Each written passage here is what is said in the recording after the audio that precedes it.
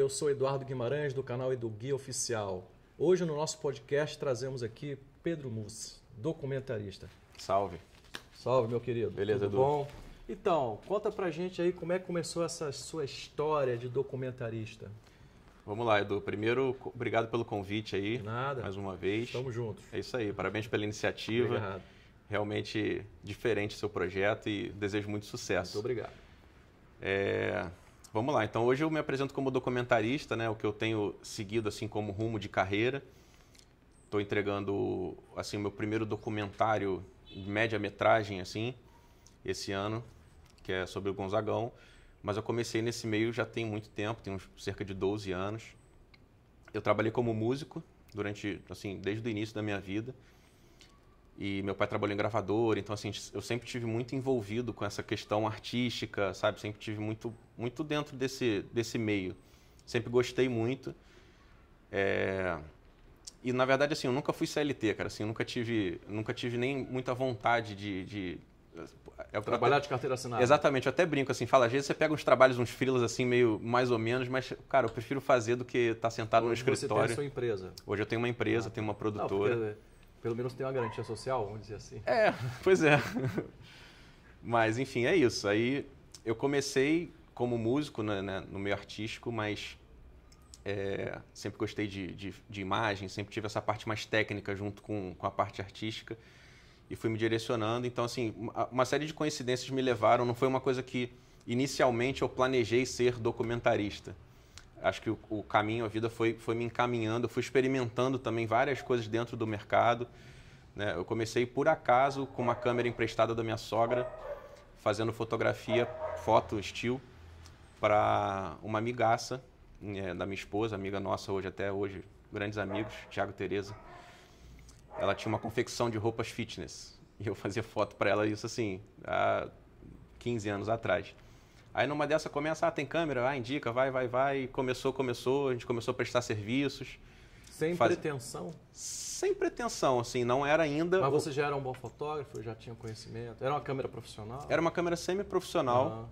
Mas aí a foto atendia, assim, as necessidades do cliente? Atendia. Ele gostou, chamou várias vezes. Exatamente. Aí tu começou a entrar nessa? Exatamente. O pagamento foi roupa fitness para minha esposa. Que beleza! No final ela que se deu bem, né? A contrapartida boa. Bom investimento. Aí foi nessa. Aí a gente, junto até com essa mesma pessoa, Tereza, a gente começou a prestar serviço para uma astróloga. E aí sim, comprei equipamento profissional. A gente investiu em... Peraí, vamos lá devagar. Tá. Você começou no roupa fitness, daqui a pouco foi para uma astróloga? Ela fez pelo menos um mapa astral lá? Eu acho que não. Mas vamos lá, vamos contar. A Tereza era a dona dessa confecção e ela também prestava serviço para essa astróloga, administrando a empresa da astróloga, que é uma astróloga que tem Na época, na verdade, ela tinha 0 entrada no digital, mas tinha uma... Isso há quanto tempo? Isso deve ter, Edu, acho que mais de 10 anos, deve ter 12 anos, por aí, 12 anos. Ela sempre teve um nome muito bom no mercado, assim, né, offline, digamos, e queria entrar no digital. Então a Tereza administrava, a minha esposa é administradora, fez faculdade de administração junto com a Tereza, administrava os negócios da Márcia, trabalhava no escritório de administração. E aí a Márcia começou a precisar de alguém para fazer os vídeos dela para o YouTube, começar a entrar nesse meio, vender curso online, né, produzir alguma coisa.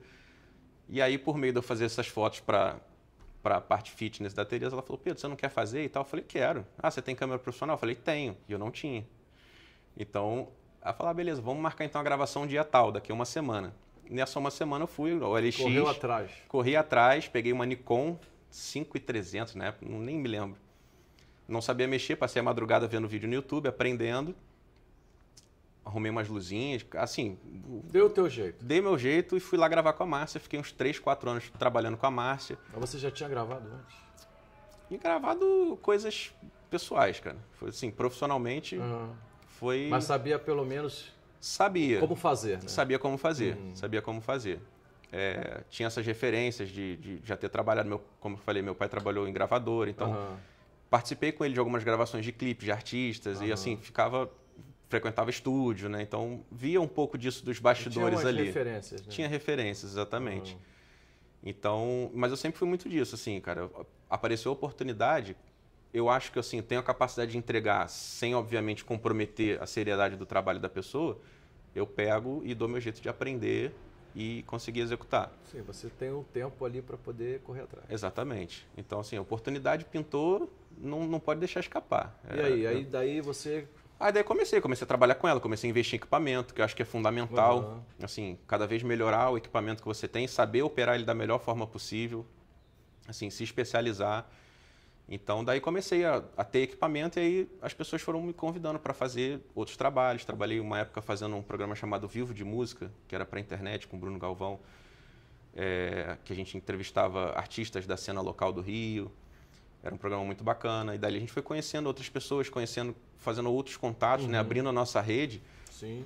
E eu acho que é o que você falou, a gente conversou assim, a partir do momento que você quer fazer um bom trabalho, que você se preocupa em entregar com qualidade, se preocupa em investir em equipamento atualizado, não precisa ser o melhor equipamento do mundo, não faz sentido assim, uma pessoa que trabalha sozinha, comprar uma Red, comprar uma câmera super cara. Não, compra o melhor que você consegue atender o seu cliente, exatamente. Até porque muitos desses produtos, o fim dele é nas redes sociais. Exato. No YouTube, para que uma câmera de 12K, por exemplo? Exatamente. Então, assim, eu acho que investir no equipamento, assim, no melhor custo-benefício possível, mas que você tenha seu equipamento, entregue um bom vídeo, um bom áudio, assim, acho que hoje não mais, mas sempre foi negligenciado por um bom tempo, assim, nas redes sociais, mas investir em equipamento e prestar um bom serviço, porque as pessoas chamam, as pessoas observam, as pessoas... Quando você está num set, você está gravando, a pessoa está observando a forma como você se comporta, a forma como você entrega o trabalho, o prazo, se você cumpre. Principalmente prazo, né? Exatamente. Então, entregar aquilo que você também foi contratado para fazer. Ou um pouquinho mais. Não, um pouquinho mais é plus, né? Exatamente. Mas isso aí é o diferencial. A obrigação é entregar o que você combinou dentro do prazo. Né? Então, assim, ao longo do tempo você vai pegando a experiência de saber o que você consegue entregar no prazo ou não, mas... Você fotografa, produz, dirige e edita. Sim. Chuta, escanteio, corre para cabecear e fazer gol. Por aí, cara. Ainda vai lá dentro do gol, pega a bola e bota no meio de campo. Mas isso é muito comum, né? É a guerrilha que a gente chama, né? Sim. Hoje eu tento não mais acumular funções. Hoje o meu objetivo é justamente montar equipes boas. Hoje a gente, né, graças ao bom trabalho e às conexões, a gente tem boas amizades e tem boa gente para montar uma equipe competente e cada um executar a sua parte, que seria o ideal, o mundo maravilhoso. Aí daí você, como é que você chegou assim, a acumular uma experiência para dizer agora eu vou fazer o documentário? Tá bom, vamos lá. Então assim, eu fiquei nesse tempo com a Márcia, prestando serviços assim aleatórios e freelas em geral. Eu comecei a trabalhar com um trio de cantora chamada Sal Doce. Fazia a produção musical delas, eu fui o primeiro produtor musical delas, depois a gente começou a trabalhar com o Ricardo e com o Zé, que são do Yahoo, aquela banda Yahoo, super queridos. E aí nessa, a gente começou a produzir os clipes delas também, que eram clipes assim, os primeiros foram clipes muito de guerrilha. Mas como é que era assim, produção de clipe, como é que você fazia? Surgia a ideia e você desenvolvia a ideia, ou a ideia vinha de você, conversava com a banda, tive uma ideia assim, ou eles passavam a ideia para você? Como é que era isso? Então, a gente tinha uma relação assim, muito boa. Era eu com as 3 meninas, né, a princípio, e as ideias vinham de todos. Né? Eu comecei fazendo a produção musical delas, mas eu já trabalhava com audiovisual junto com isso, então fazia sentido que a gente fizesse os clipes juntos também, até porque assim, a gente não tinha grana nenhuma, assim. Hoje elas estão bem, assim, a rede social tá bombando lá. Mas é também uma porta de entrada, né? Um experimento. Exatamente. Né? Porque o videoclipe tem muito disso, né? De você experimentar linguagem, né? Exato. E muitas das vezes você pega um monte de coisa, joga dentro de um funil, o que sai lá já está pronto. O videoclipe tem essa vantagem, né? Experimental, né? É verdade. E assim, o videoclipe, eu acho que foram 2 pontos chaves assim que eu acho que eu acumulei uma experiência muito interessante. Com a Sal Doce, a gente começou a trabalhar com o Fernando Duarte, diretor de fotografia, que era conhecido de uma das meninas. E assim, é um cara com muita experiência, que na época já estava trabalhando com grandes projetos, com artistas grandes e tal. E por ele ter esse relacionamento, né, de amizade, né, de muito tempo, ele participava com a gente dos clipes, fazendo a direção de fotografia, às vezes ajudava, filmava, trazia luz, fazia alguma coisa. E ali, estando junto, às vezes eu dirigia e ele fazia fotografia e a gente trabalhava junto. Então, eu acumulei muita experiência trabalhando com ele, observando, aprendendo como que se fazia. E aí, dentro dos clipes musicais, essa que você me perguntou das ideias, de como é que a gente elaborava as coisas, eu percebi também, que eu gostava muito de sempre contar uma história. Né, mesmo dentro do clipe musical, não ser aquela coisa aleatória de um monte de cena, um monte de master shot separada, com câmera, movimento, loucura, e o clipe está pronto. Então a gente sempre gostou de contar uma historinha nos clipes. Então, assim, quem quiser pegar e assistir os clipes da Saudoce, os primeiros, tem sempre uma historinha ali, sabe? Tem sempre uma brincadeira entre elas, tem sempre alguma coisa acontecendo junto com a música, né? Junto com a master shot da música tocando, e um enredo ali serpenteando junto com a música. Tendo a ver com a música ou não, né? Então, tem uma que a gente gravou no motorhome aqui no Recreio, ali no Camping Clube, que aí é uma brincadeira dentro do motorhome. Tem um que é como se fosse uma menina pintando o quadro, e a história acontece como se estivesse dentro do quadro, com cores e tal. Então, fui percebendo ao longo do tempo que eu gostava dessa questão de contar uma história, de escrever um roteiro, né? As ideias vinham, como você perguntou, todo mundo dava uma sugestão, dava ideia, vamos fazer o que para esse clipe? Vamos fazer assim. E aí eu ficava responsável por pegar e roteirizar isso, sabe? Até para você demandar as gravações. Exatamente. Teria que ter um planejamento básico, mínimo. Né? Exatamente. E depois o resto vai acontecendo no set mesmo. É. Você já vai criando outras ideias vão vindo e se junta tudo. Exatamente. Às vezes a gente grava até com uma ideia, na hora da edição monta de uma forma um pouco diferente. Sim. E fica legal. Muito comum. Pois é. Então, teve um, inclusive, que a gente gravou na pandemia, na sala de casa. Vou ver se eu te mando até foto, assim, a gente botou um fundo, um pano, uma textura, umas luzes e assim, foi muito legal. No meio da pandemia, assim, ninguém podia sair de casa, a gente, vamos gravar. Foi bem legal. Então, aí eu percebi que eu gostava de contar histórias, assim, acho que era o que me encantava em produzir, era contar história, era fazer um começo, meio, fim, era esse tipo de coisa. Então, eu fui migrando mais para procurar essa questão de documentários. Tem um cliente que eu presto serviço, ele trabalha com lei de incentivo ao esporte, e a gente fez um mini documentário de um dos projetos que eles têm, que chama Container do Esporte. É um container itinerante que ele vai em várias cidades e ali ele para numa praça e fornece esporte ali para as crianças, para a sociedade, né? E a gente contou a história de um desses meninos. Eu dirigi esse curta junto com o Rafael. E aí dali eu tomei mais gosto ainda de fazer documentário. Né? Eu achei incrível, Edu, esse negócio de você ir na locação e você conversar com a pessoa. Sabe assim, a direção de arte é o que tem ali no local, sabe? Na verdade, a direção de arte é o cenário real. Exatamente. Dá uma ajeitadinha aqui, outra ali. Isso, posiciona um pouquinho para cá, um pouquinho para lá, mas você não é igual a ficção que você cria aquilo do zero, né? Sim. Então, eu achei isso extremamente interessante. Ao mesmo tempo disso, eu comecei a produzir, a participar da equipe que produzia as séries documentais do canal Viva, junto com o Felipe Carelli, meu camarada, que estamos até hoje aí trabalhando junto. Então a gente fez muitas séries documentais lá para o canal Viva, gravando com Fernanda Montenegro, Lilia Cabral, Natália Timber, essas atrizes assim, medalhões da Globo. E que foi uma experiência muito legal, assim, para ver como funciona. Já começou a ter aquela experiência com pessoas, né? Porque existe a questão da entrevista, né? Normalmente quem faz a entrevista é o diretor. Então ele tem mais ou menos as linhas de raciocínio, né, que quer desenvolver para buscar aquilo do entrevistado. Sim. Porque o documentário ele tem aquela coisa das nuances, né, de cortes que você tem, que você já sabendo o que você quer é mais fácil, né? Como é que você lida com isso? Por exemplo, você lidar com uma entrevista de uma pessoa como Lilia Cabral, por exemplo. Você já tem ali uma sequência de perguntas que você sabe que a pessoa vai te responder. Sim. E isso, de uma certa maneira, te dá uma segurança para você. Tipo assim, agora eu já entrevistei fulano, Beltrano, não sei o quê. Para mim, o resto é fácil. Eu tenho capacidade de chegar e desenvolver uma ideia lá e para lá, mandou ver. E aí, como é que é isso? Então, Edu, eu acho que assim, ir confiante para qualquer trabalho é fundamental. Isso só vai ser possível com uma certa bagagem.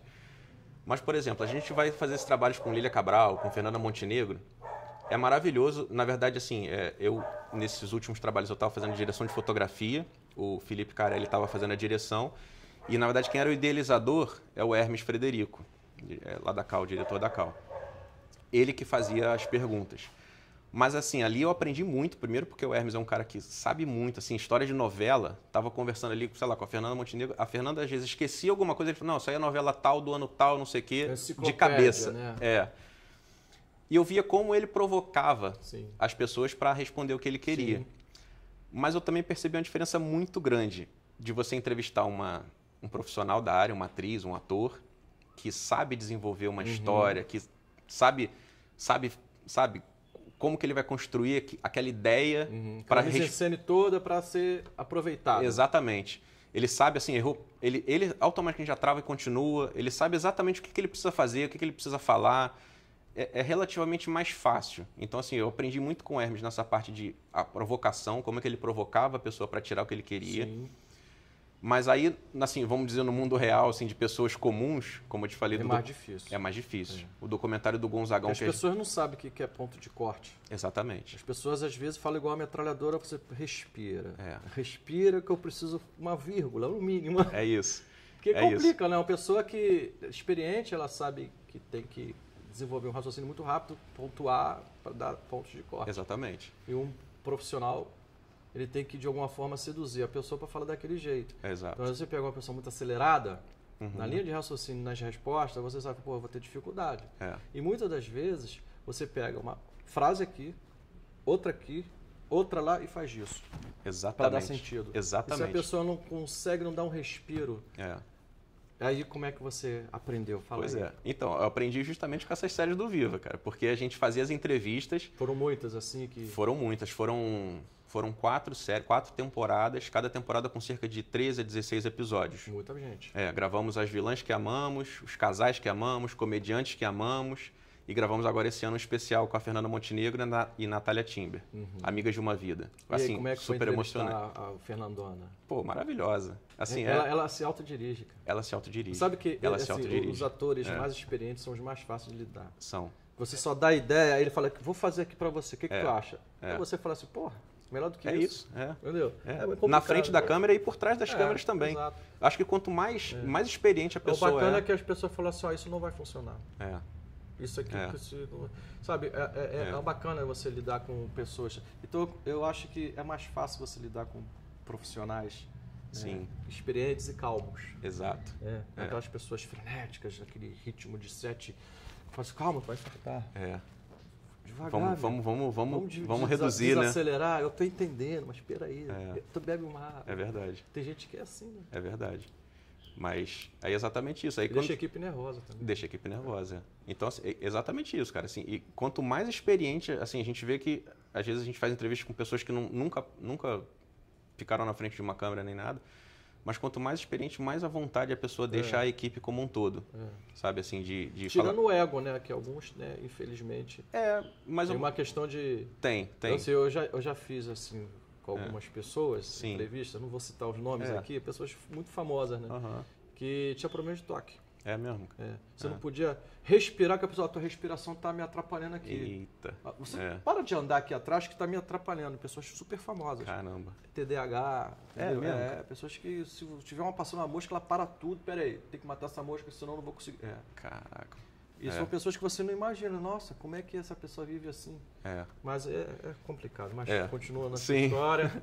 Não, mas é engraçado você falar isso, porque assim, graças a Deus a gente só teve experiências positivas nesse tempo lá produzindo para o Viva. Isso te trouxe uma bagagem para... Exatamente, porque assim, nos primeiros eu comecei trabalhando com o Bruno Galvão, prestava serviço para ele, depois fui entrando mais no circuito até chegar a dirigir fotografia nesse último episódio.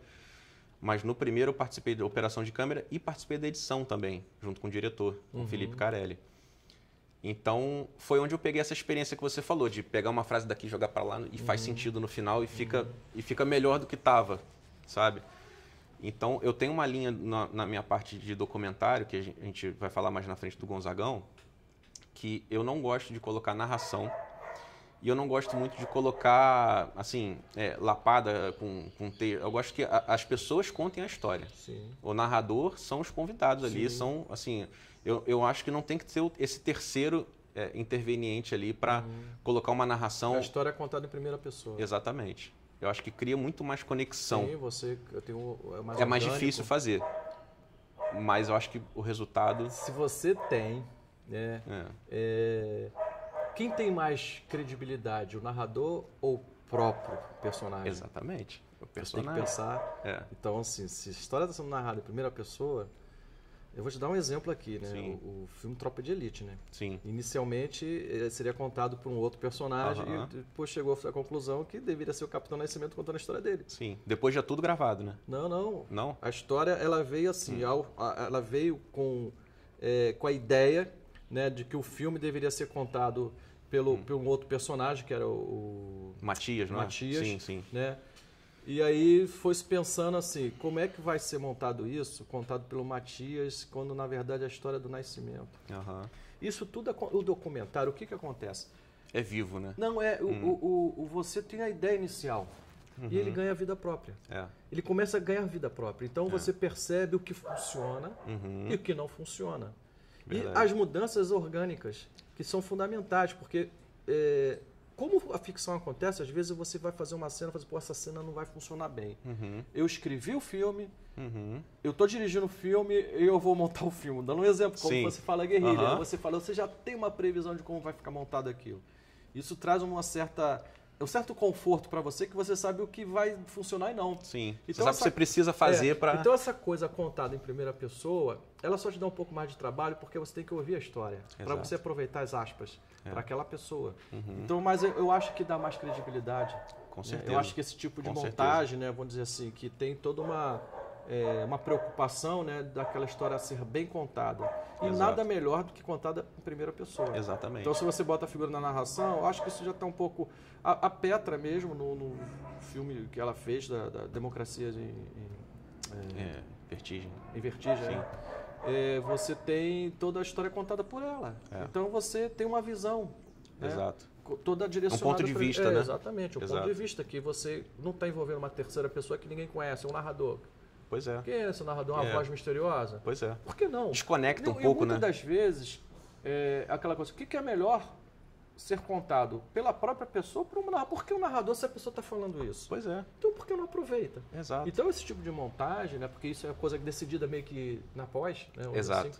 Assim. Mas, assim, na hora de você fazer a captação, né? De você fazer a entrevista, você tem que pensar assim, peraí, eu tenho um plano A, B, C. Então, plano A, vai ter um narrador. Beleza. Plano B, o que a pessoa está falando? Agora, eu tenho que ter imagens para isso. Exatamente. Tem que ter material, né? Tem que ter material. A pessoa está narrando um fato que aquilo não tem registro nenhum. Aquilo só está na memória dela. Entendeu? Então, existe a questão do documentário, é de você, tipo assim, pensando, tipo assim, o que essa pessoa está dizendo está na memória dela. Aí de você trabalhar com isso depois, após. Então, peraí, mesmo que eu use em primeira pessoa, eu tenho que preencher, eu não vou ficar a pessoa o tempo todo ela falando, no documentário a pessoa falando o tempo todo, aparecendo lá no vídeo. Pois é. É uma coisa totalmente monótona, né? Sim. Aí que vai o trabalho do artista, né? Tipo assim, como é que eu vou cobrir isso? Com alguma coisa interessante. Ficou na memória dela, mas aí quando a pessoa fala assim, pô, mas eu tenho recortes, eu tenho vídeos. Vou te dar um exemplo, o próprio filme agora, Ainda Estou Aqui, tem ainda não vi. Então não vou contar. Não, mas o público vai já então até sair. Você tem recortes, entendeu? Que ajudam a contar a história. Sim. Então a família, ela, sabe, registrou muita coisa. Então você conta a história em primeira pessoa, voltando no tempo, né, de uma coisa real, sabe? Então você fazer uma reprodução. Óbvio que não é real, são os atores, né? Mas você tem da própria família que mostrou aquilo para você e fala assim, pô, o desafio é fazer igual. Como é que, olha só, como é que são as coisas, né? Assim, você como diretor de fotografia, até como um diretor, você tem que pensar assim, porra, essa textura é Super 8. Vamos pegar um Super 8, vamos fazer com o Super 8 também, entendeu? É verdade. Aquela coisa, porra, cara, isso que é o grande barato, né? E o documentário tem oferece essas oportunidades, né? Oferece. Mas dando continuidade aí o que você do seu raciocínio. Sim. Vamos lá. Bom, agora eu não lembro mais, mas vamos continuar o papo, assim. Não, então, você tá toda assim, A questão da montagem, né, que a gente estava falando. Que você estava falando de botar a pessoa falando em primeira pessoa. Né? Exato. E aí, como é que foi isso? Foi o que você falou. A gente acho que sempre tem que ter um plano A, um B e um C. Eu acho que, assim, documentário é uma coisa muito viva, né? Uhum. A gente não sabe o que vai... A gente tem uma expectativa do que vai vir, do que a pessoa vai falar, mas a gente não sabe exatamente como ela vai falar, o que ela vai falar, como... Se a forma como ela vai falar vai dar para encaixar dentro do que a gente quer, então o plano A, B e C. Então, o plano, sim, o A, que seria, como a gente comentou, do narrador, que realmente eu não acho que desconecta muito da história, né, por tudo que você já falou. A gente teria um plano de fazer, na montagem, uma cena encenada, como se fosse o Gonzagão ali, falando em primeira pessoa, vestido, né, um ator... Aquelas reproduções simuladas? Exatamente. Ele falando ali, uma coisa assim, uma cena de luz baixa, né, e ele contando uma história, e aí ele daria os ganchos para os convidados irem entrando ao longo da história. Boa sacada. Era uma opção. E a outra opção era montar só com os convidados, contando as histórias e linkando com o musical, que foi o musical que a Andréa Lopes fez. Reais? Foi feito por uma performance para isso. Isso, exatamente. Só voltando um pouquinho à história. Esse documentário eu fiz junto com a Andréa Lopes, que é da família Gonzaga, né? Ela foi casada com o Daniel Gonzaga, que é filho de Gonzaguinha, né? Neto de Gonzagão. E... Então, sim, as filhas dela são bisnetas do Gonzagão, então ela tem toda uma relação com a família. Então ela fez um musical, um pouco antes da gente gravar esse documentário, ela produziu um musical contando a história do Júlio Gonzaga do nascimento até a sua morte. Um musical interessantíssimo, acho que mais de 15 pessoas no palco, e assim, um musical teatral junto, né? Além das músicas, tinha interpretações no meio, tinha, nesse caso, um narrador ali que contava as histórias. Mas, assim, muito legal a produção, muito bacana, rodou pelo interior do Rio e outros lugares. Então, a gente usou imagens desse musical. Na verdade, imagens não, as músicas, a gente não quis usar músicas originais. A gente pegou as músicas desse musical... E fizeram uma performance. E fizemos a performance. Então, assim, tem algum momento que tem um forró de cabo a rabo, que foi uma música que Gonzagão fez. Na verdade, o documentário, ele é ligando a vida de Gonzagão com Miguel Pereira, que é uma cidade aqui no interior do Rio, que ele teve uma fazenda lá, a esposa dele foi vereadora na cidade, então ele teve uma relação, ele fez muitas amizades ali na cidade. Então, por exemplo, Forró de Cabo a Rabo é uma música que ele fez dedicada ao Zenabo, que foi um ex-prefeito, que tem toda a história lá no documentário, e a gente entrevistou o filho do Zenabo. Então, a gente colocava, assim, como é que a gente amarrou esse enredo? A gente linkava com a música, a gente usava a música para fazer a lapada, né? Então, assim, não teve narrador, não teve a performance, acabou não tendo essa performance de atuação, simulação, mas tiveram as músicas do musical. Então, foi a forma que a gente encontrou de amarrar, assim, são, se não me engano, 8 ou 9 convidados, e aí o desafio era que um bloco, uma história, como que Gonzagão chegou em Miguel Pereira. Então, nesse bloco, 3, 4 convidados vão emendando uma história, um começa e o outro dá continuidade. Só para fazer um spoilerzinho, como é que ele chegou? Ele chegou... procurando... Bom... É melhor assistir o filme, né? Vai assistir. O Marcos Lucena conta isso lá. Mas ele gostava de Miguel Pereira por ser o terceiro melhor clima do Brasil, do mundo, né? Acho que é do mundo. É do mundo, dizem que é do mundo. Não sei. Dizem que é do mundo. Mas por causa disso ou pelas belezas naturais somente? Bom, a história... Conta no filme, tá bom. Conta no filme. Resumidamente, a história que ele foi... Era pelo clima. Porque acho que Gonzaguinha tinha um problema de tuberculose e lá era realmente um clima curativo. Sim, e aí ele comprou a fazenda, começou...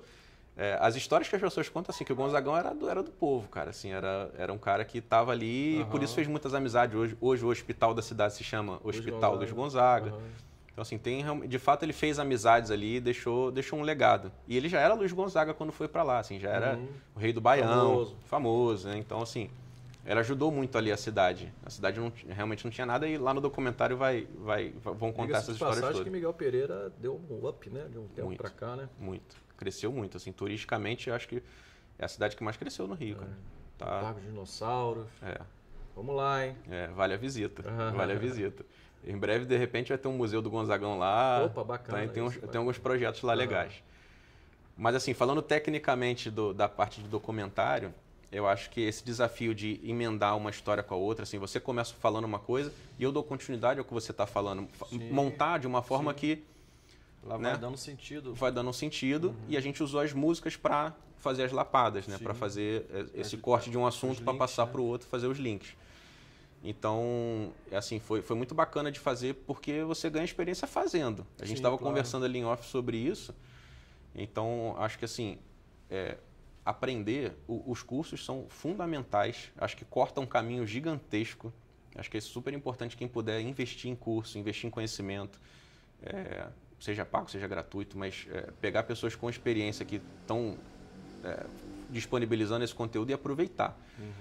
Mas, de fato, no set, na vida real, se aprende muito, cara. É verdade. Se aprende muito fazendo. O documentário, ele tem essa coisa de você contar uma história que ela pode ser uma história linear, né, começo, meio e fim.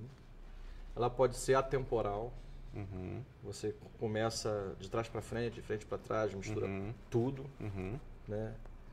E pode também ser de uma forma performática, né? Você tem documentários, né, que são docudramas, vamos dizer, aquela coisa representada por atores, tal. Vamos reproduzir aquela época, vamos, né?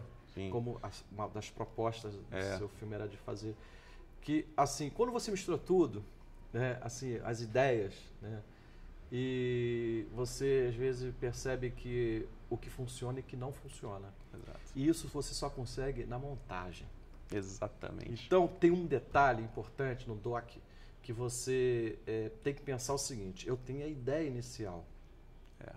A partir dali ganha vida própria. Você vai entrevistar uma pessoa, né, o importante é você explorar o máximo de performance daquela pessoa ali naquele local, muitas sobrar imagens, material, né? O que ela tiver, vamos devorar tudo, vamos consumir tudo que você tiver, porque na hora da pós, para não faltar nada. Esse é um ponto. E por outro lado, você consegue perceber que às vezes o que você pensou inicialmente muda. Para melhor, às vezes, né? Então, quase sempre. E aí você cai naquele dilema. Você consegue, às vezes, colher tanto material que se você não tiver um foco, exatamente, você se perde. Exato. E você tem que aproveitar que, às vezes... Acho que esse é talvez o maior desafio do doc. É de você direcionar ele para um ponto. Essa decupagem, né? Onde você quer chegar. E a montagem é fundamental, porque você tem tanto material que você vai fazendo os tratamentos, você vai enxugando. Pô, peraí, daqui a pouco vai para lá, vai para cá, vai para cá. Onde você quer chegar? O documentário é um desafio por isso, né?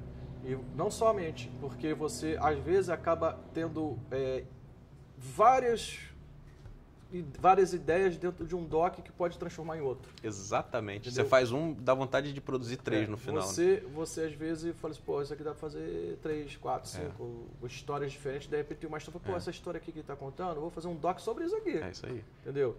E tem coisa que dá pena de jogar fora, né? Ele tem liberdade. Então, o grande desafio do documentarista é exatamente de fazer esse recorte. Olha, eu tenho muitas informações que dá pra fazer outros documentários, mas esse aqui, por enquanto, eu não vou usar. Entendeu? Esse é o grande desafio do documentarista. Com certeza, com certeza. E esse do Gonzagão que a gente está conversando foi o primeiro que eu fiz, ficou 45 minutos com os créditos. Então é uma média-metragem aí. Qual o título? Gonzagão e Miguel Pereira, uma história de amor e música. Bacana. Título longo, mas bacana. Título longo, exatamente. A gente tinha algumas opções de título e aí junto com o André a gente decidiu por fazer esse. Porque a gente queria relacionar com o musical, que foi de onde surgiu a ideia do documentário, né? A gente viu o musical ali, de fato, as pessoas gostaram muito, né? Tem imagens lá de Miguel Pereira sendo exibido na praça, a praça lotada. Então, assim, as pessoas gostaram de fato ali de conhecer um pouco mais dessa história. A gente falou, pô, vamos registrar isso de uma forma a eternizar essa relação dele com a cidade e com a música. Porque Miguel Pereira é uma cidade muito musical também, né? Eu tenho grandes amigos lá, músicos, que eu acho que assim, tem esse DNA também da cidade. Quer fazer uma pausa aí? Não, pode continuar. Tem esse aqui, DNA. aqui tudo é ao vivo, né? Aqui a gente tá gravando, gravando cachorro direto. latindo, né? As coisas acontecem tudo ao mesmo tempo. O documentário é isso aí, falando, né? Tu me lembra até uma parlenda, né, do Humberto Mauro, né, a velha Tiá, né? Uhum. Uma coisa acontecendo atrás do... É isso aí. Aí a velha Tiá, aí a velha Tiá. É isso aí. E o cachorro Assim, late, cachorro dispara latindo, alarme. Ela dispara o alarme, tudo ao mesmo tempo, tá? E a gente continua gravando. É isso aí. Vamos lá. Falando de documentário, é exatamente isso, cara. Não tem como, pô, um latido ali atrás vai acontecer. Mas acho que a gente quis relacionar com a música também, porque é um ponto importante para a cidade. E, assim, Raul Seixas tem uma história também com Miguel Pereira, Cláudio Roberto, morou lá há muito tempo. Grandíssimo amigo, saudoso, Cláudio Roberto, que é o Maluco Beleza, né? Compôs Maluco Beleza com Raul Seixas. Infelizmente nos deixou ano passado, mas, assim, um queridíssimo amigo. Então a gente quis relacionar a música também com a história de Miguel Pereira e Luiz Gonzaga. Então, realmente, ficou um título longo, mas acho que no documentário, quem for assistir vai ver um pouquinho disso tudo. Tem música, tem fala então, de Miguel Pereira. A ideia apresentada, tem lá no final, tu vai ver tudo isso. Né? Exatamente, exatamente. Então, assim, foi a minha primeira experiência com um documentário assim, mais longo, né? Não chega a ser um longa-metragem, mas média-metragem. É um média-metragem, né? 45 minutos com créditos. E é o que você falou. A montagem é muito viva, cara. Assim, é muito material, é muita coisa para você decidir ali. E às vezes eu começo a ficar com pena de, pô, não quero jogar isso fora, sabe? Não quero tirar isso, mas ao mesmo tempo não encaixa. Então ter esse trabalho de você olhar o material todo, decupar, vir reduzindo, vir lapidando isso até chegar no ponto que você assiste ele inteiro e é agradável de assistir. Assim, não é cansativo, a história está sendo contada, sabe? Tá funcionando, a coisa tá funcionando, sabe? Não tá aquela coisa chata, não tem um corte do nada e começa a falar de outro assunto. Então, realmente, acho que o desafio do doc é a montagem.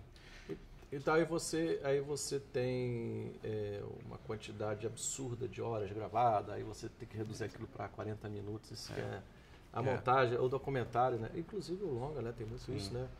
Isso é muito comum, né? Na montagem, de você perceber que alguns planos não estão funcionando, não serve. Nossa, esse plano aqui não serve para nada. Exato. Isso aqui é encheção de linguiça, podemos eliminar. Ah, pô, mas gastou um dinheiro, pô, que se dane, amigo. Paciência. Melhor você tirar e o filme ficar bem contado do que você botar uma cena sem explicação. Tem que ter um encadeamento. Exato. Né? Um plano puxa o outro. Exato. Né? Aí tu vem a trilha sonora buscando a imagem busca o som, um entrando no outro. Se você tem uma coisa que está ali, que tá uma gordurinha ali, essa gordura pode tirar. Exato. Que não vai acrescentar em nada. Né? Exato. Mas isso é muito comum. No documentário, você não tem planos da mesma cena, você tem a cena completa. Exatamente. Então você gravou a entrevista, o que você tem é o plano B, o B-roll, né? Você tem as imagens de apoio, as imagens que vão inseridas na narrativa, que você tem que fazer. Exatamente. Mas elas fazem parte do contexto. Não é a mesma pessoa aparecendo 300 vezes, a pessoa falando, tipo... contando uma história e você fazendo a performance daquela pessoa. Pois é. A pessoa falando do carro de boi, a pessoa lá no carro de boi. Beleza, show de bola, isso tem tudo a ver. Mas tem essas fugas, né, do que é gordura, né?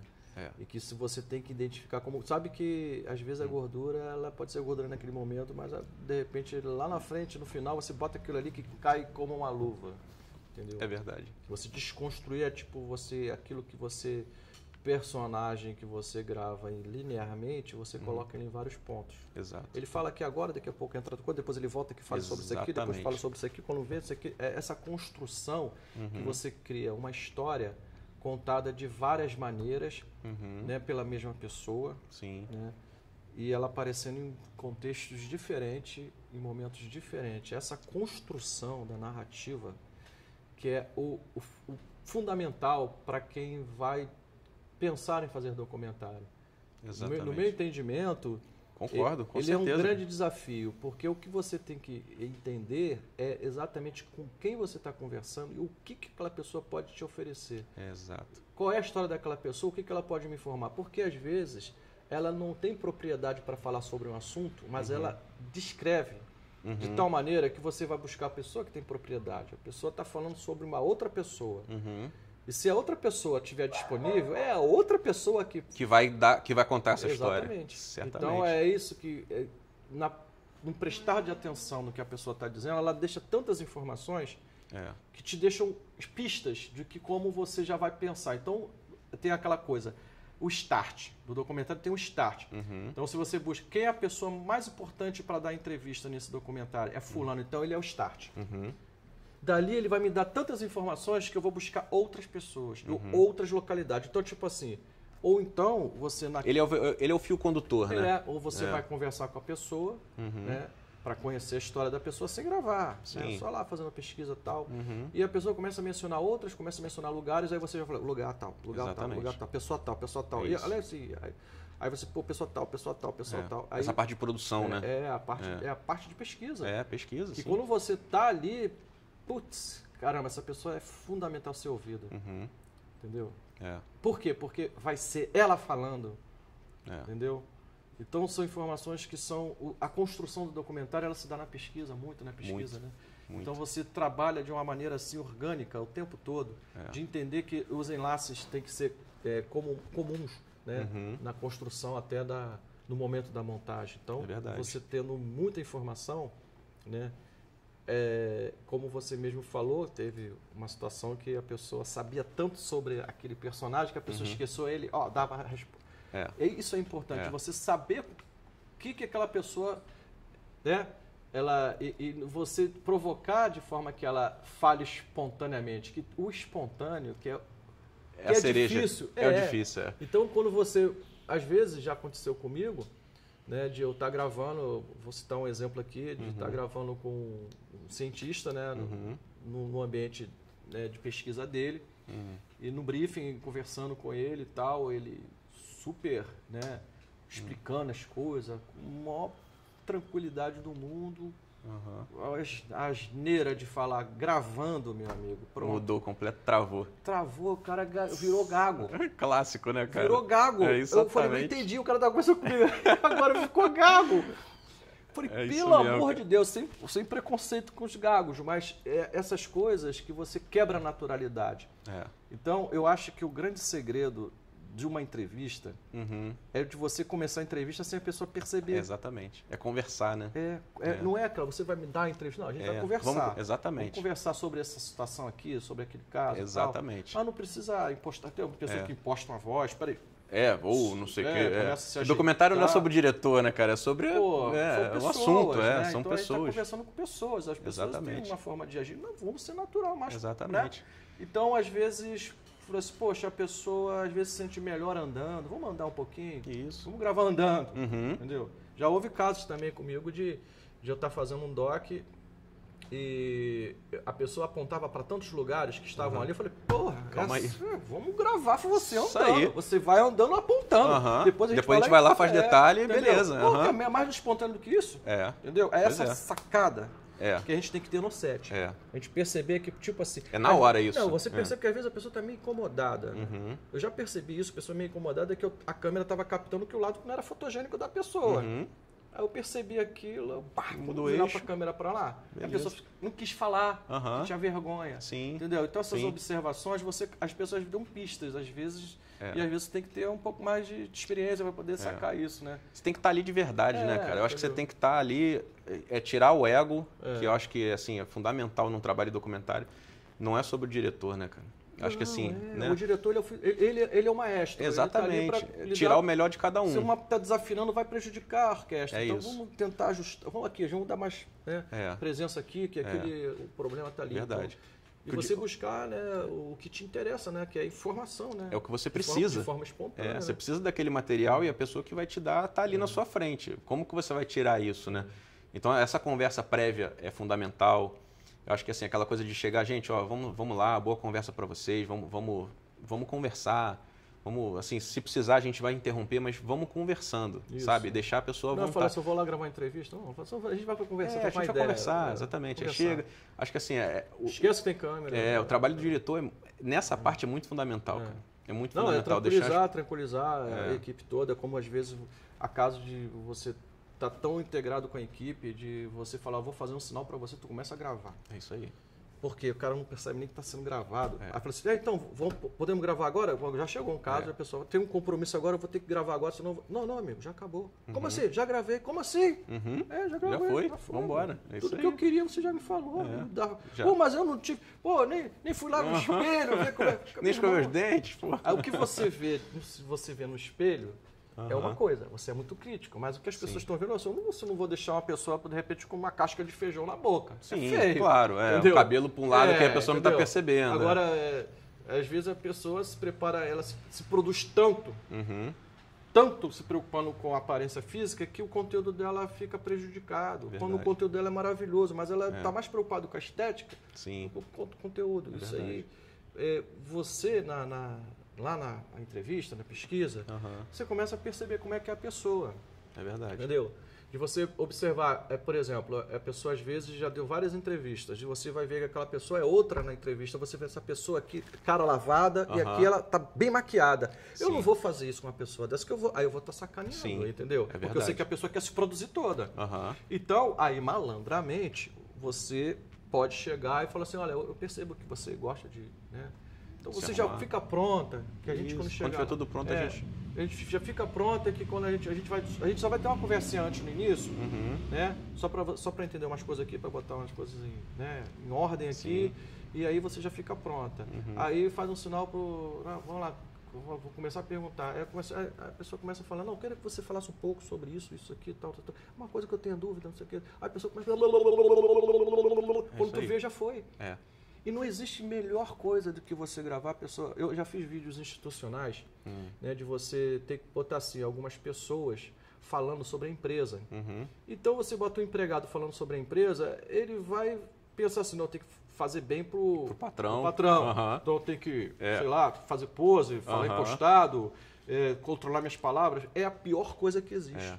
Tem que ser de verdade. Lapada, meu amigo. Chega lá, deixa a câmera pronta, deixa tudo aceso, isso aqui tal. Vai gravar agora? Não, peraí, vamos conversar aqui primeiro, isso aqui tal. Quando já está gravando, você... Pô, a gente perdeu um tempão aqui, agora a gente vai gravar. Não, já gravou. Já foi. É isso, que é aquela questão de você estar lidando com humanos. Sim. Né? Então, todo mundo quer, sei lá, é aí que é a questão de você entender como a pessoa gosta de aparecer. Sim. Entendeu? Sim. Então, às vezes, um porta-retrato, que a pessoa dá uma pista, tal, vê nas redes sociais hoje em dia, né? A pessoa gosta de ficar sempre do lado esquerdo. Já percebi que o lado fotogênico dela é aqui. Sim. Entendeu? Tem uns macetes, né?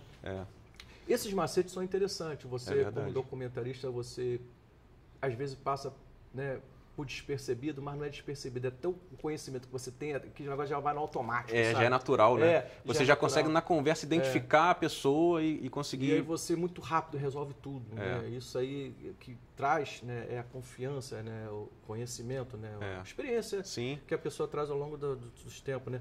Agora me fala uma coisa. Você já lidou, assim, já passou por situações assim, provavelmente, de que você não conseguia aquilo que você queria. Como é que você conseguiu reverter isso?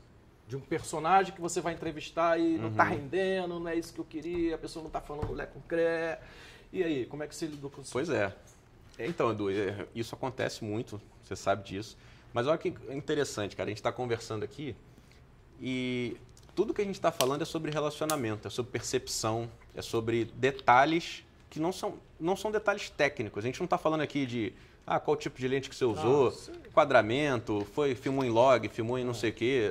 É óbvio que isso é importante, né? Isso tem que ser, tem isso aí que já é um saber. planejamento lá. Mas a gente está falando de relacionamento, de contar uma história. Porque eu costumo dizer, desculpa te interromper, mas eu costumo dizer que equipamento, ele tem coisas que te diz o que fazer, né? Como, eu tenho um orçamento. Eu posso usar uma câmera mais cara, que vai me entregar uma coisa que eu pensei lá no conceito visual do filme. Sim. Pensando assim, né? Sim. E tipo assim, poxa, eu gostei muito de uma referência que mas isso foi gravado com uma Blackmagic. Não, foi gravado com uma Red, foi gravado com uma Alexa. Pô, mas vem cá, a gente consegue essa textura com uma DSLR? Uma Sonyzinha, né? Sim. Entendeu? Então a gente já está diminuindo o custo. Exato. Pô, mas não precisa disso. Basta a gente ter um pouco mais de criatividade, a gente chega a uma textura parecida. O espectador não está nem aí para isso. Não está preocupado com isso. Ele quer mais o conteúdo, aquela história ser bem contada, as mais bonitas. Com certeza. E não é só isso. Você tem, além do questão orçamentária, o melhor equipamento é aquele que você pode usar, amigo. Você aquele que sabe tirar o melhor dele, é, né? que você... Exatamente, você tira o melhor dele e está ao seu alcance. Esse é o melhor equipamento, principalmente para documentários, né? Com certeza. E outra coisa, né? Como você vai gravar de formato de arquivo, isso aí você planeja antes. Sim. Isso aí é uma coisa que já está... Não se fala dessa questão técnica, né? Exatamente. O que se fala é o seguinte, não adianta você ter a melhor câmera se você tem uma história mal contada, mal enquadrada, mal iluminada, som ruim.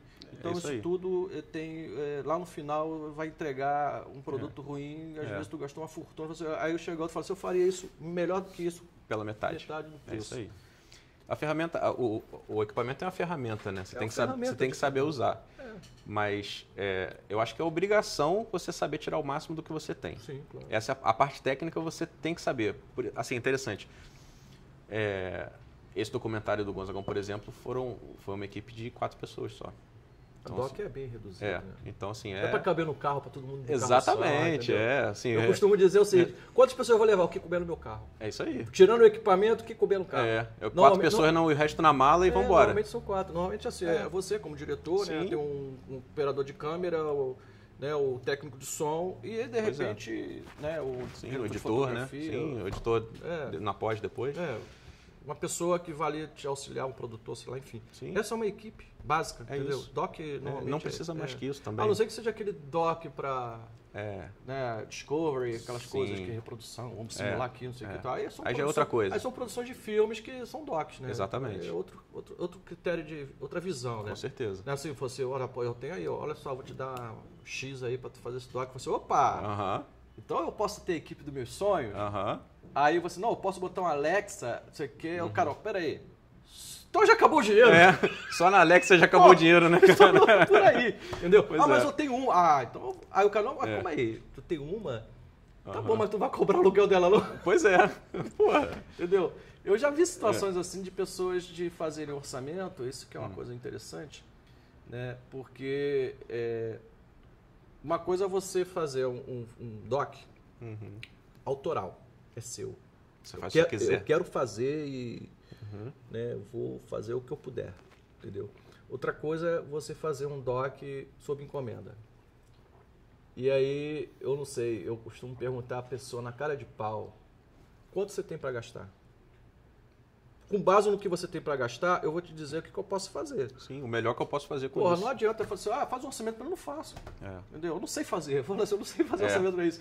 Mas para você falar que tem 5 mil. Beleza, vou fazer 5 mil. Vamos dar um jeito de fazer. Vamos fazer. Exatamente. Eu não sou ganancioso, não. Mas a pessoa fala, eu tenho 1 milhão, muda tudo. Aí eu vou chamar uma equipe. Vamos fazer um trabalho de 1 milhão. Não é que você vai gastar 5 mil e botar 900 por exemplo, no bolso. As leis do audiovisual, ela diz quanto tem lá, você descola o seu projeto e tal, e assim funciona. Assim funciona bem. Então você não tem como ficar inventando, fazer, faz um orçamento para mim, eu não sei, cara. Não sei o que você quer fazer. Como é que eu vou fazer um orçamento? Um orçamento de um doc, como é que é? Vamos conversar. Exato. Entendeu? Para saber o que você quer, para saber que eu posso te atender.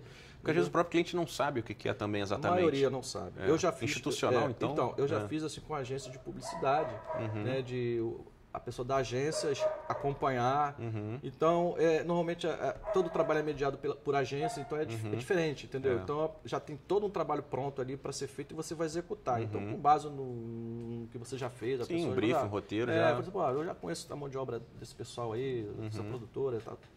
Com eles mesmo como fazer, ou então o cara abre uma concorrência lá, orçamento mais barato e tal, enfim. E assim vai, né? Porque no nosso mercado, né, ele tem essa coisa, né, assim, por exemplo, eu acho que a pessoa tem que se preocupar muito com essa questão de valorizar nosso trabalho, né? Verdade. Então a gente tem questão de tabelas, de sindicatos e tal, Sim. Enfim. E não é deixar de trabalhar por questão de engessar. Sim. Né? Mas às vezes vale muito na negociação, né? Porque às vezes o cliente ele quer algo que custa muito caro e ele está disposto a pagar 10% daquele valor. Eu falo assim, não dá, né? O que você quer não está compatível. Não dá, né? Você quer 10 diárias de gravação com o melhor equipamento do planeta que precisa de uma equipe enorme para pagar isso, você não vai conseguir. Pois é. Não, é porque o cara veio aqui e fez, não fez dessa maneira. Não existe mágica, né, cara? Não existe. Entendeu? E eu acho que às vezes até o contrário, Edu, também. Às vezes, assim, uma empresa, um institucional, uma empresa grande, a forma como ele pede o orçamento, às vezes a galera, cara, esse orçamento aqui é papo de coisa de 50, 100, 150 mil reais. Mas às vezes a forma como ele pede, você conseguiria fazer com 15, 20.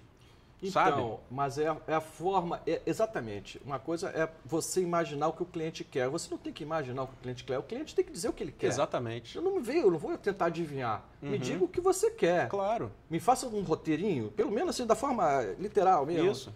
Pode escrever para mim Pois o é. que você quer, que eu vou te dar uma... Você está disposto... Você pode dizer o orçamento que você tem para isso? Que todo mundo tem orçamento. Tem. Não existe essa coisa, eu não sei, vou depender do que quanto ele cobrar, eu faço. Não, ele não tem existe. um teto, com certeza. Só é uma empresa organizada, fala Claro. assim, olha, nós temos aqui 50 mil para gastar nisso aí. Então tá bom, eu vou trabalhar em cima desses 50 mil, vou te oferecer o melhor que a gente tem. É isso aí.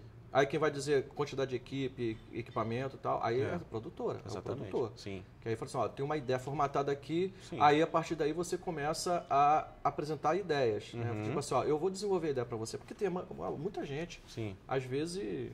O diretor da empresa tem uma ideia, só que as pessoas não são da área.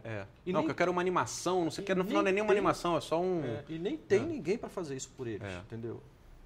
As empresas não têm uma área criativa ali então, para aí, tipo desenvolver assim, isso. joga bomba, né, para quem faz. Sim. Então você fala assim, ó, eu vou trazer uma pessoa da área de criação, né, para poder pensar nisso.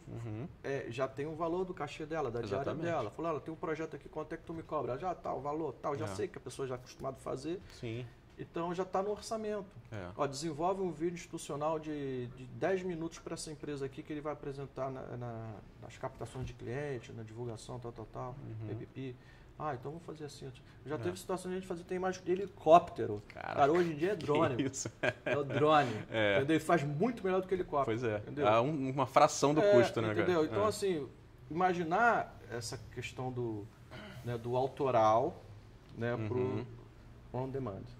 Você tem tudo que orçar, né, de uma forma real, caber. mesmo que você faça para você tem que pensar o seguinte, ó, o meu custo é esse. Embora eu tenha equipamento, mas eu tenho custo. Claro. E quanto eu pagaria de aluguel se eu tivesse que alugar? Isso é custo. Então, você exatamente. tem que reverter isso para você. Acho que tem que enxergar como empresa. É lógico. Por mais que você seja você pode ser um sócio, pode ser a sua empresa pode ser só você, mas é uma empresa. Sim, claro. Você tem que, na hora que você vai formatar um orçamento, você tem que ter o que é custo, o que é custo de equipamento, custo de pessoal, lucro. Isso. Né?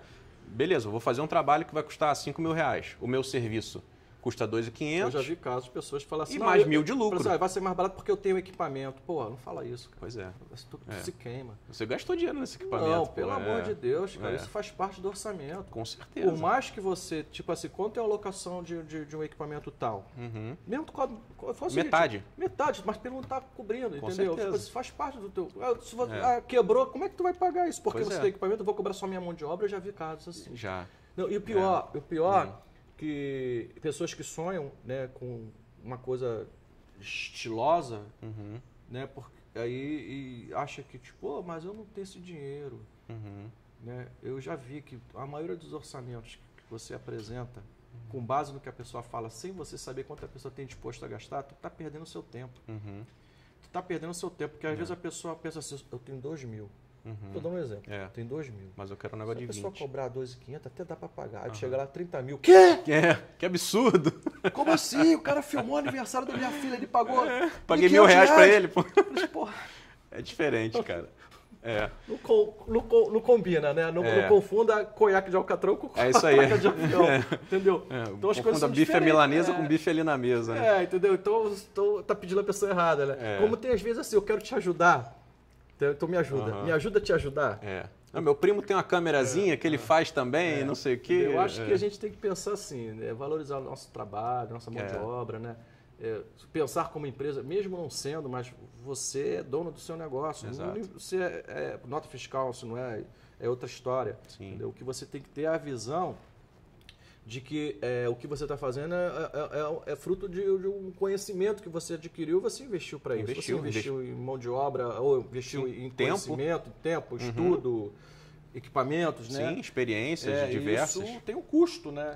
Então, assim, às vezes é que eu costumo dizer, né? Por ser 1 minuto de um set, de um longa-metragem, dependendo do filme, custa às vezes o valor de um apartamento. Não estou chutando, né? Mas sim, mas é um valor absurdo. Então, o que eu falo assim, como é que as pessoas trabalham? Tem que ter com muita confiança na sua equipe. Então, é por isso que você, às vezes, fala assim, pô, o mercado é uma panelinha, mas é isso, é porque é confiança. Você só aprende a confiar nas pessoas depois de um tempo. Não é panelinha porque porque tipo assim, eu só quero trabalhar com fulano porque eu já trabalhei com ele várias vezes, o cara super proativo, entendeu? A menina ali, pô, dá conta do recado, porque a gente fala cara, quando eu falo cara, mas eu falo cara, então tu fala menino ou menino, entendeu? Porque é a maneira de falar, entendeu? Porque a gente pensa que tem mão de obra feminina que dá um arraso, entendeu? Pô, muito. Entendeu? E elas são muito caprichosas, né? É uma coisa que eu já observei bastante. É verdade. A minha história profissional tem muita mão de obra feminina e parceiros juntas, assim. E como é que lidar com essa mão de obra, assim, que tinha aquela coisa de machismo e tal? Hoje em dia as mulheres estão entrando no mercado com tudo, né? Com certeza. E eu acho que tem que entrar cada vez mais, cara. Assim, eu acho que é uma visão diferente. Eu acho que, assim, não tem, na minha opinião, não tem diferença da qualidade. Não sei que seja uma coisa que tem que carregar um negócio de 50 quilos, que aí fisicamente um homem vai ter... Depende, hein, rapaz. Pois é. Essa mulher que carrega mais que... consegue levantar mais peso do que eu. Depende. Depende. É melhor... Tipo assim, fulana, é você. Pois é. Ó, tem um trampo aí pra fazer, mas tem que ser você. Mas por quê? Porque tem que carregar um negócio pesado que os caras não conseguem, né? A gente vai ter que subir uma trilha e tem que levar tudo na mão. Então, você que... marombeira, vai junto. Vambora. Mas isso é normal. É normal. Entendeu? Tipo assim, não entra nessa não, porque essa coisa, tipo assim, o treinamento é igual pra todo mundo. Sim. Então, tipo assim, não é porque homem é mulher e que vai ter não tem esse negócio de abrir porta não, meu amigo. Aqui todo mundo é igual. Exatamente. Eu acho que o princípio do tratamento tem que ser assim, não é? Porque é mulher, nada disso. Não, todo mundo igual e assim, entendeu? Todo mundo correndo atrás junto. E às vezes que eu vejo assim, alguns colegas, né, isso é o fato, né, de falar assim, não vou chamar fulana não, porque, pô, é coisa de homem, né? Porque isso, pô, nada fala a ver. uma besteira dessa, cara. Nada a ver. Passa o desafio pra ela. De repente vai ser uma lição de vida pra ela positiva, entendeu? Sim. Pô, uma pessoa que trabalhou com a gente várias vezes, por que não chama? Não, sei lá, tem que carregar peso. Mas não. Tu perguntou a ela se ela se incomoda com isso? Entendeu? Não, e uma coisa interessante também, Edu, às vezes quando a mulher tá dirigindo e o homem tá ali numa posição, né, submissa não, mas uma posição subalterna. Cara, tu vê que tem uns caras que ficam incomodados. Porra, que isso, cara? Sabe? Assim, acho que hoje em dia não tem nem mais que ter esse tipo de conversa. Acho que assim, a mulher tem que estar no set, sim, e na pós também. Eu teve uma situação, eu vou contar aqui, que eu achei um absurdo, né? Eu estava conversando com uma capitã do Exército, né? Capitã, né? E aí chegou um caminhão, sei lá, Vila Militar, aí chegou um caminhão, aí desceu um sargento. Aí o sargento veio falando com ela, assim, cheio de atitude e tal, não sei o que. Aí depois ela tava do meu lado, assim, com uma outra pessoa. Aí ela ficou, assim, meio desconcertada, tal, depois que o cara saiu. Aí, eu falei pra ela só, ele tinha que chegar aqui pra prestar continência pra você. Pô, com certeza. Não, mas eu já conheço, não faz isso não, cara. A hierarquia tem que ser respeitada. Não é por isso que eu falo no set, né? Não é que essa questão de... É porque a pessoa... A mim não existe isso, cara. O que existe é o seguinte, você tem a sua função e vai executar da melhor forma possível. Você pode ser meu amigo lá fora, aqui dentro não. É isso aí. Entendeu? Esquece esse negócio. Porque se der algum problema, você vai ter que se responsabilizar. E outra coisa, questão de respeito. Sim. Entendeu? Então as pessoas têm que começar a entender essas coisas um pouco melhor. Que eu falo, set, eu não vou chamar você pelo nome, eu vou chamar o cara que faz aquela função. Sim. Eu preciso de um assistente de direção aqui. Eu não vou querer. Eu tenho 3 assistentes, vou dizer que você veja filme de Rio. Eu não quero um assistente de direção aqui, porque eu já sei que a função dele é resolver aquilo. É isso aí. Entendeu? Eu não vou chamar pelo nome. Eu posso até chamar, mas não necessariamente. Então as pessoas, cada um tem que saber o que faz e respeitar a hierarquia, entendeu? Assim, então, por isso que às vezes eu falo assim, em primeiro lugar, o dia que você pisar no set de cinema, lembra que aquilo não é televisão. A maioria das pessoas em televisão são funcionários da casa e tal, enfim. É um pouco diferente a relação, entendeu? Então as pessoas, tem horário de almoço, tem horário de janta, isso aqui. No cinema são 12 horas, e tem que executar. E tem outra coisa, que você percebe, né, a questão do comportamento da pessoa no set, né? Sim. Se é um comportamento condizente com aquilo que é esperado, ou se a pessoa ela é muito frenética, falastrona, brincalhona. E, tipo, que pode ser bom ou ruim dependendo da situação. Pode ser bom ou ruim, entendeu? Então tem que analisar isso. Tem gente que não gosta. Entendeu? Tipo assim, eu não gosto de pessoas muito brincalhonas, eu gosto de pessoa mais séria, concentrada, falando, pessoas que não são muito faladas. Porque às vezes o diretor está ensaiando ali, conversando com o chefe de equipe, aí alguém começa umas brincadeiras totalmente sem sentido, sabe? Uma coisa que não tem nada a ver. E aí eu já ouvi assim, a pessoa fala assim, fulano, eu não quero mais no meu set, não. Assim, acontece. Corta. Você já sabe, vai falando, aqui fulano, não quero mais no meu set, não.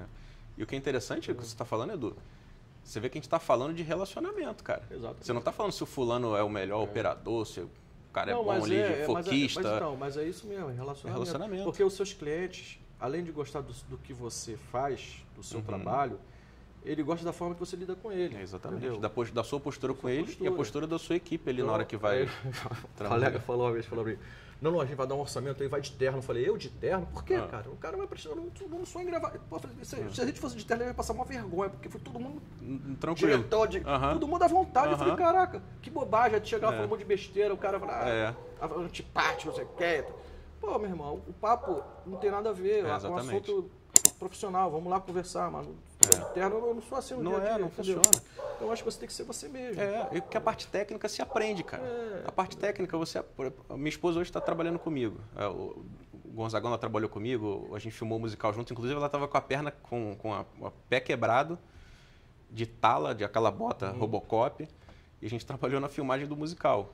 Então, assim, ela operando câmera e, cara, caiu pra dentro, trabalhou, entregou, ficou bom. No documentário a mesma coisa, participou das gravações, operando junto com a gente, ajudou na pós, fala, pô, cara, assim, eu acho que é o que a gente tá falando dessa visão, de ter a mulher no set também, não por ser mulher ou não, mas de ter uma visão diferente do que você está tendo ali na hora. Você sabe que o que eu acho bacana é o seguinte, porque é uma relação, né, de troca, né?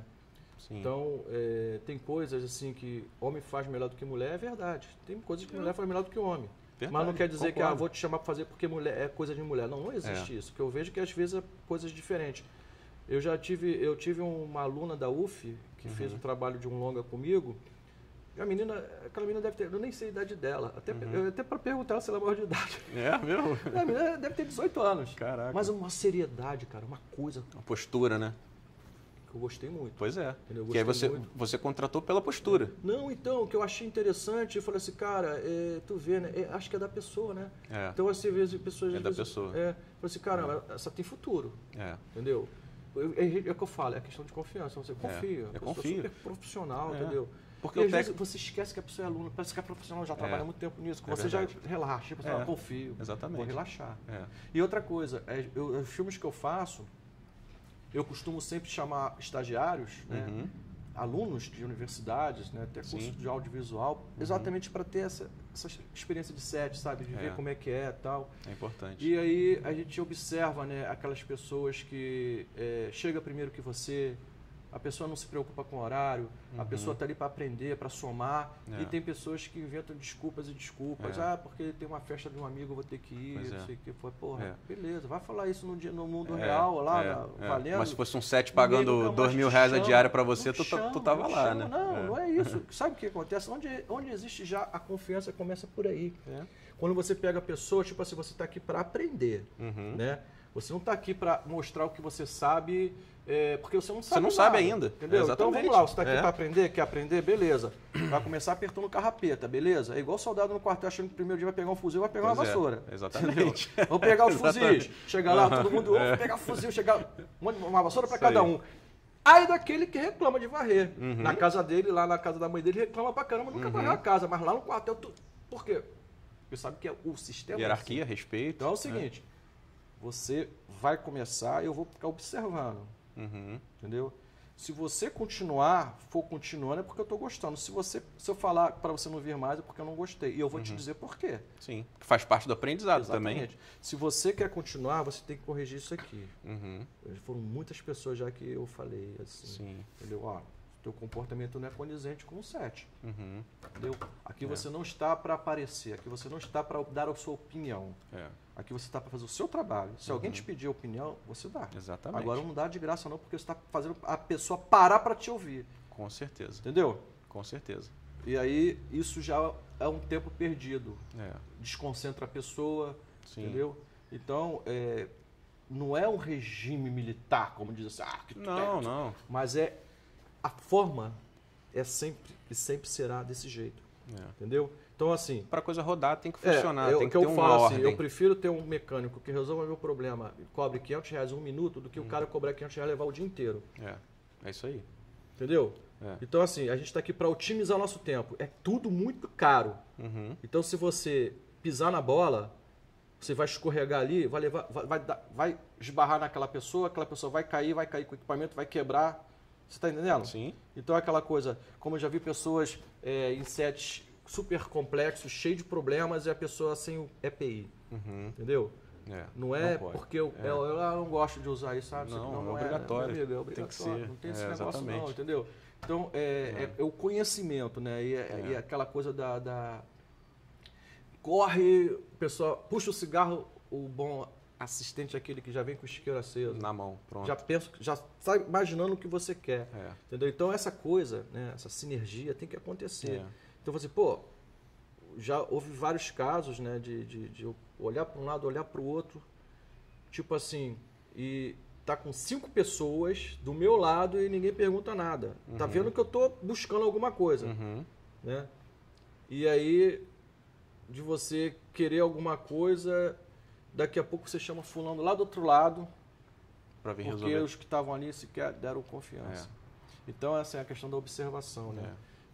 Acho que nós né, temos que ser muito observadores, né? Com certeza. Isso aí faz parte da nossa maturidade profissional, né? Cada vez mais observador, mais você vai identificar os problemas e a solução. É verdade. Entendeu? Então, a gente tem que dar a solução na hora. Tem que resolver. Você está numa tem que situação, entregar. você está numa situação, vou citar um exemplo aqui. Você está numa situação onde você fez todas as suas as diárias, debaixo de um sol do caramba, e na última diária chove. E você tem que dar continuidade àquilo ali. Aí você se desespera. Não. Você tem que pensar como espectador. Né? Peraí, o espectador enxergaria isso de que maneira? Ele enxergaria que choveu, mas aquilo faz fora do conteúdo. Não, mas a chuva não me interessa, eu só viro a câmera para cá, tira a chuva de quadro. E resolveu. Tá resolvido. Barulho de chuva a gente resolve na pós. Como diz o resolve na pós, né? Essa é ótima. O cara da pós fica feliz. Não, porque agora tem a figura do Daiti, né? Que fica no set, né? E ele é o cara entende pra caramba, né? De tecnologia, né? Cara de vídeo, o cara que... é o cara vamos dizer, o cara da pós que vai pro set, né? Colorista, tal. E ele adora ouvir essas coisas.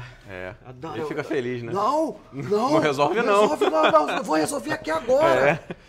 Faz parar a chuva, dá um jeito. Chama o Gaffer aí, cadê o DT? Cadê o DOP? Vamos lá, meu irmão, vem aqui. Cadê o cara resolver isso aqui? Porque geralmente o cara que fala resolve na pós, não é ele que vai fazer, né? Não é ele que vai fazer. Então, assim, não resolva o problema na pós, né? Vamos resolver logo Quanto aqui. mais puder resolver na hora. A não ser hora. que seja uma coisa assim que, não tem jeito, meu irmão. Isso aí a gente vai tentar resolver uma das opções dos nossos planos.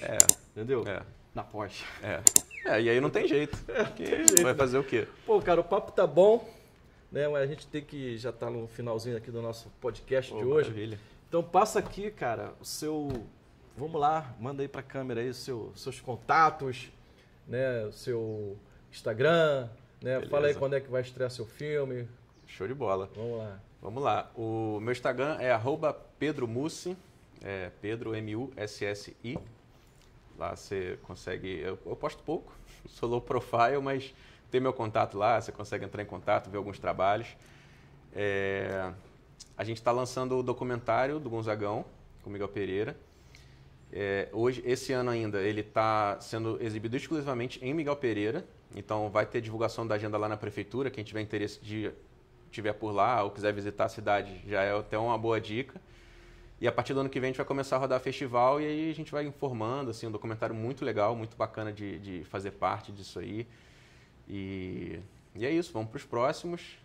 Assim, Edu, obrigado demais aí pelo convite. Pedro, obrigadão mesmo, irmão. Muito bom. Sucesso aí no seu filme, aí, na sua carreira aí. Sucesso total o podcast e todos os outros trabalhos juntos. Se tiver obrigado. Quando tiver outra exibição lá em MP, me chama que eu vou. Com certeza, vou te mandar o convite. Será um prazer, tá bom? Beleza.